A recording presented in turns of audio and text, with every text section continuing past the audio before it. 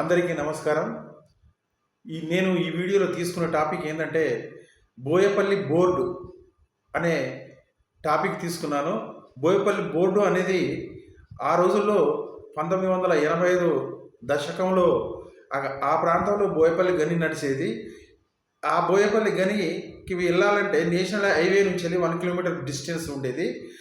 అందరూ చాలామంది బెల్లంపల్లి నుంచి వెళ్ళి, మాదారం నుంచి వెళ్ళి, బోయపల్లి నుంచి వెళ్ళి, ఐబీ తాండూరు నుంచి వెళ్ళి, ద్వారకా కాశీపేట నుంచి వెళ్ళి, రెబ్బర్ నుంచి వెళ్ళి వచ్చే వాళ్ళంతా లారీలలో బస్సులలో వచ్చి ఈ బోయపల్లి బోర్డు అని ఆ బస్ స్టాప్లో దిగి చాలామంది నడుచుకుంటూ పోయేది. బెల్లంపల్లి నుంచి వెళ్ళి వచ్చేవాళ్ళు సైకిల్ మీద వెళ్ళేవాళ్ళు, కొందరు వెళ్ళేవారు. చాలామంది ఎక్కువ శాతం నడుచుకుంటూ వచ్చి ఆ బొగ్గు లారీలలో వారి ప్రాంతాలకు వెళ్ళేది. ఇటు ద్వారకా కాశీపేట నుంచి వచ్చేవాళ్ళు కూడా ఇందులో ఉండేది. ఇక చుట్టుపక్కల గ్రామాల చౌటపల్లి, ఆ తర్వాత పోచంపల్లి, అంకుశం నుంచి వచ్చేవాళ్ళు గనికి దగ్గర ఉండడం వల్ల వాళ్ళు కాలినడకనే డ్యూటీకి వచ్చేవారు. ఈ ప్రాంతం ఈనాడు మనకు కనుమరుగైపోయింది, ఈ బోయపల్లి బోర్డు అనేది. ఎందుకంటే నేషనల్ హైవే రావడం జరిగింది.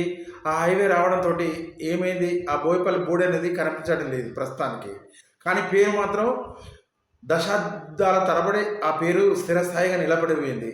చాలామంది ఇప్పటికీ బోయపల్లి బోర్డు అని చెప్పి దిగుతారు. కాబట్టి మీ అందరికీ నిన్నటి తరానికి తీపి గుర్తులైన ఈ ప్రదేశము నేటి తరానికి తెలియాలనే ఉద్దేశంతో ఈ వీడియో చేయడం జరుగుతున్నది. ఆ ప్రాంతాన్ని కూడా నేను ఆ వీడియో చేశాను. ఆ వీడియో కూడా దీనికి వెంటనే వస్తుంది, మీరు చూడండి. Thank you.